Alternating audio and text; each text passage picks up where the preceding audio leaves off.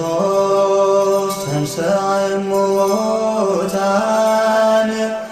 ሞተ ወኬዶ ለሞት ለእለ ውስተ መቃብር ወሀበ ሕይወተ።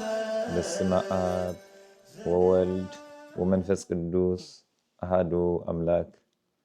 ብርሃነ ትንሣኤ ካብ ሞት ናብ ህይወት ተሰጋገርናሉ ዕለት እዩ። ትንሣኤ ናይ ተስፋን ናይ ሓድሽ ህይወትን በዓል እዩ። ጎይታናን መድሓኒናን ኢየሱስ ክርስቶስ ንስልጣን ሞት ሰይሩ ንጸልማት መቃብር ብርሃን ብብርሃን ተኺሉ ዝተንሣኣሉ ቅዱስ ዕለት እዩ። እዚ በዓል እዚ መቃብር መወዳእታ ዘይኮነስ ናይ ሓድሽ ህይወት መሰጋገሪ ምዃኑ ዘርእየና ዓብይ ምስጢር እዩ።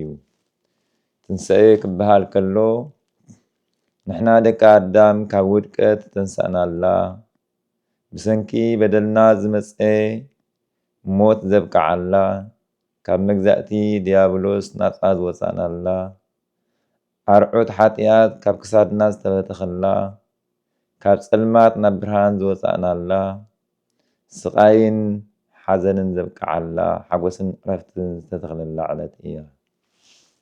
ከምኡ ድማ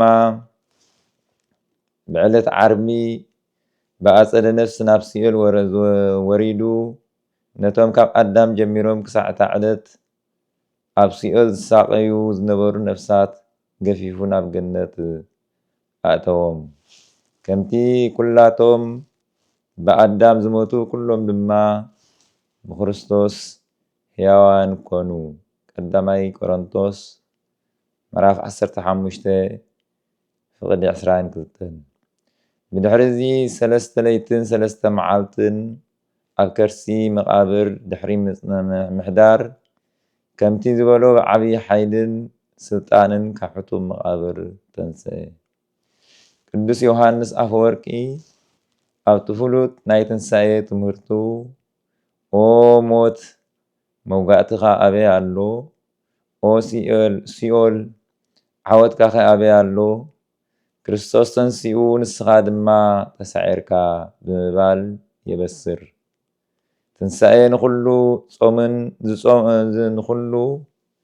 ጾም ዝጾመን ዘይጾመን ካብ ንግሆ ዝፀዓረን ኣብ መወዳእታ ዝመፀን ብማዕረ ዝተዓደለሉ ናይ ሓጎስ መኣዲ ምዃኑ ይምህረና።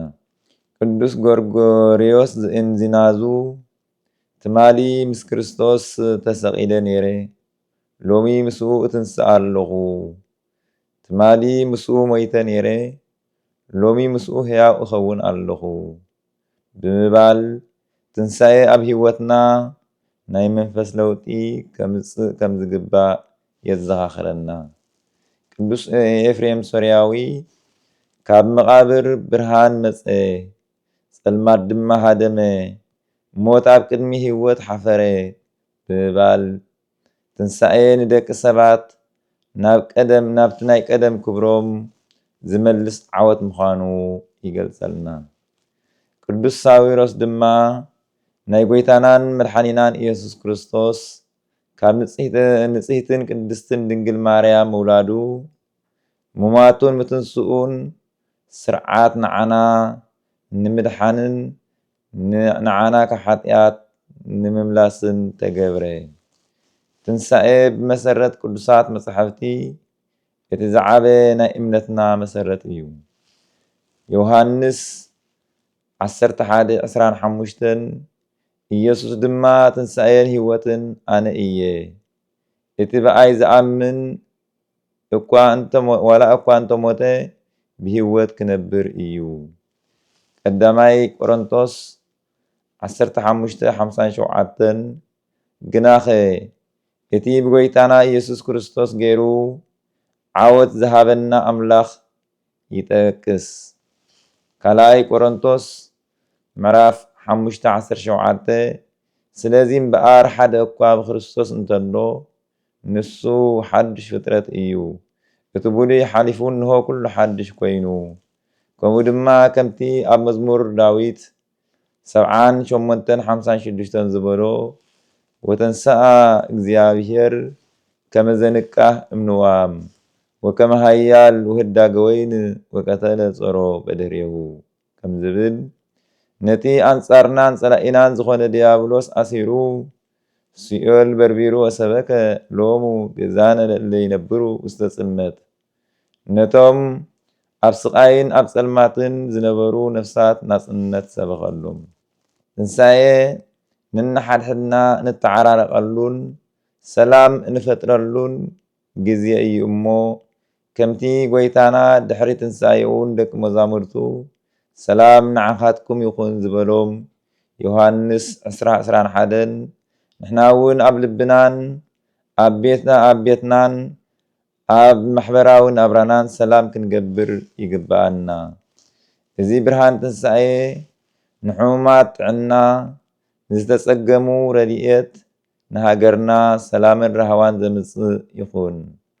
ጸልማት ሓሊፉ ብርሃን ከም ዝወፀ ኣብ ህይወትኩም ዘሎ ዝኾነ ጸገም ተወጊዱ ብርሃን ትንሣኤኡ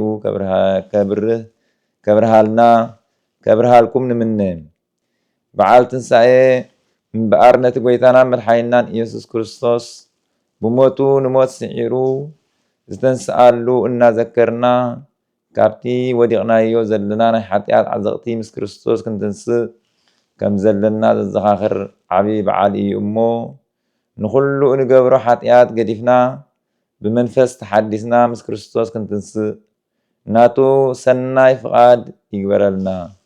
ትንሣኤ ናይ ሓጎስና ናይ ፍቕሪ ናይ ሰላም ብንጽህናን ቅድስናን እንመላለሰሉ ክገብረልና ቅዱስ ፍቓዱ ይኹን። ርሑስ ብርሃነ ትንሣኤ ክርስቶስ ተንሥአ እሙታን بعبي هاي وسلطان سبحات لእግዚአብሔር ወለወላዲቱ ድንግል ወለመስቀሉ ክቡር ተአኮት ወይሰባህ ስሙ ለእግዚአብሔር አምላክ